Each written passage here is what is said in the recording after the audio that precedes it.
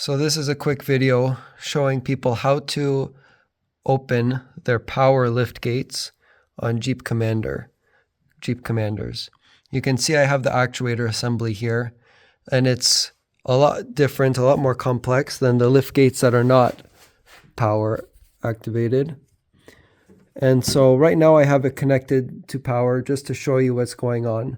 So right here, this is the cable for your handle outside.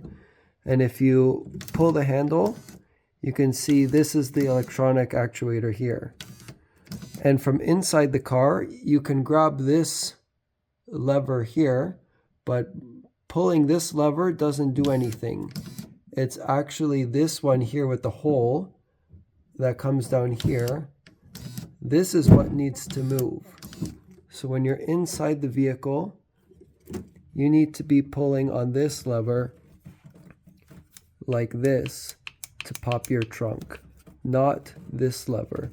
This lever can be pulled down, pushed down, but that doesn't get you anything. It can't be pulled up.